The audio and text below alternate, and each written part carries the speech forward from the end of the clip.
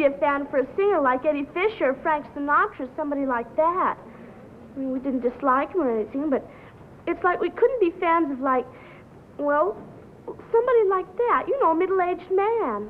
I mean, not that he wasn't nice or funny or so forth. But you couldn't have a romantic feeling about him, is that it? I guess so. He was like he was your father if your father's funny, which mine isn't. I mean, you could like him and all that, but you couldn't be a fan of his. You see the difference? Yes, well, if that's the way you feel, what are you doing here today? My sister didn't want to come. She hates funerals and things like that.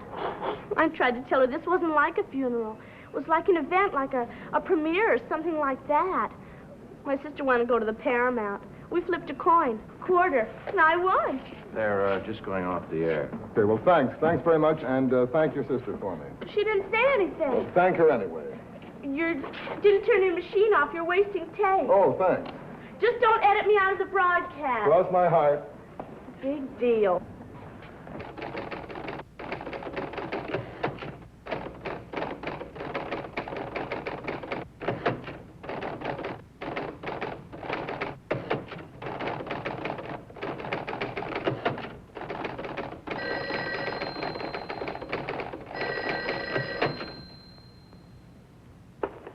Joe Harris. This is Carol Larson. Oh, hi. You called me? I don't know if you remember me. We met a couple of times. Oh, sure, I remember you. So? Well, I'm doing a show Friday night, a sort of memorial to Herb. I was wondering when we could get together. Come on over. What, now? Why, sure now. Okay. Oh, say, you're coming over. You can do me a favor. Stop at the delicatessen and pick up a couple of bottles of soda, large size, and some ice. My refrigerator's on the blink. Okay. You might pick up a bottle of scotch while you're at it. Right. You know where? River Towers, East 53rd? Right.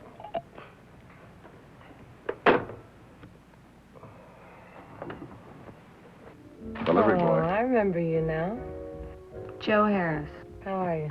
Fine. Come in.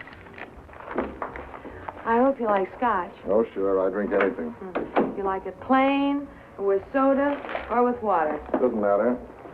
Well, now, that's where you make your mistake. You should stick to scotch and soda. Why? Well, did you ever hear of an alcoholic who drank scotch and soda? Civilized drink.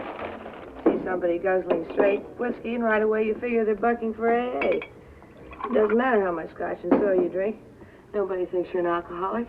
If you were, you'd be drinking it straight. You want a big one or a little one? Medium.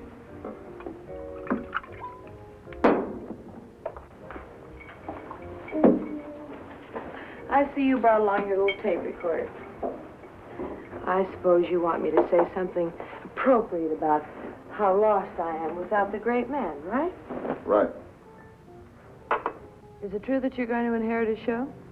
That's a possibility. Oh, it's a good deal for you. How does it feel to fall into $1 million? Hey, are you sure you didn't jimmy the differential or gum up the carburetor, whatever you do to make a car go on the side of a railroad embankment? Quite sure. Cigarette? No, thanks. I'm fine. Oh, yes, you are. Fine. How's your drink? Fine. Laconic, aren't you? Laconic, laconic. Does that mean, laconic, that you're taking over everything that used to belong to Fuller? Not quite everything. Oh, not quite everything. Laconic. I used to belong to Fuller. Once in a while, that is, when it was in the neighborhood and it was raining. He came up here one night, 5:30 in the morning, loaded. You know what he said? No. He said, I was riding in a cab, and I looked at the signpost, and it said 54th Street and 2nd Avenue. And you were the closest, so here I am. Oh, he was full of compliments like that.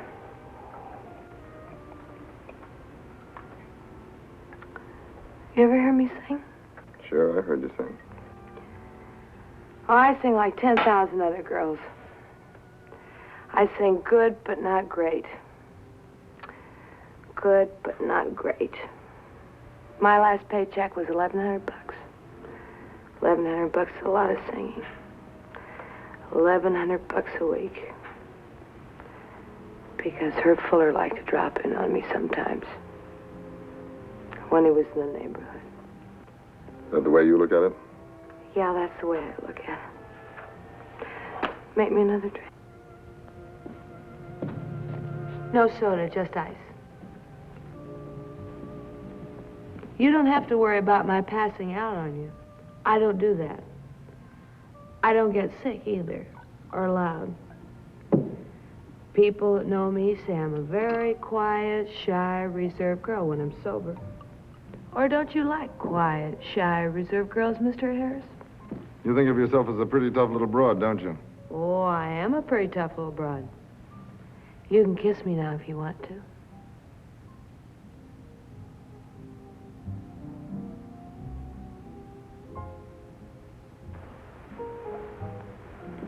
Thank you. Okay? Okay. Just window shopping? Just window shopping. Take a good look at me. Nice hair, regular features, good teeth, good body. Right now, you wouldn't exactly find it a chore to make love to me, would you? I wouldn't find it a chore at all. Well, we're not going to. You know why? You tell me. Because I never know whether I was doing it because I wanted to or because I was buying a premium on my job insurance. And neither would you. Was it job insurance with him? No, not at first it wasn't. What was it? Love? Oh, laconic Joe Harris. Love, he asked. Like I could give him a one-word answer.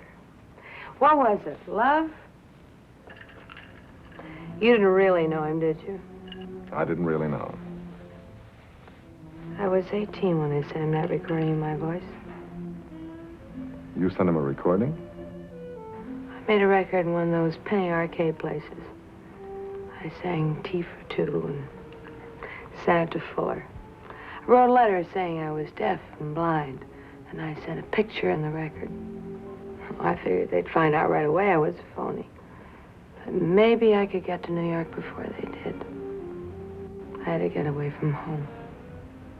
Anyway, they fell for the letter.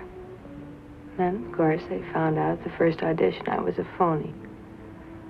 But Fuller was there. And he followed me out to the elevator when I left. Dated me up for dinner. Then we went to his place after. Oh, I figured I could handle him. After all, I was a veteran with the high school football team. I could handle them. I could handle him. And? I couldn't. Ever. Not then. Never. Oh, he was crazy about me for a couple of weeks. He gave me singing lessons, and he put me on a show. And then he stopped coming around regularly.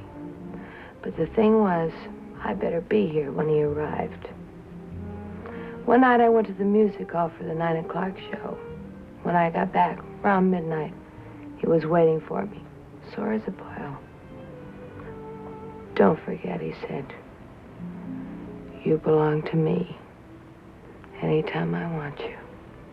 And when I want you here, waiting for me.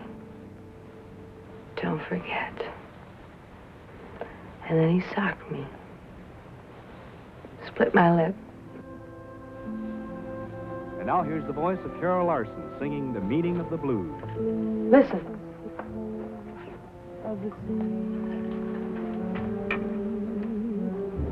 till my lover left me. I don't have a bad voice.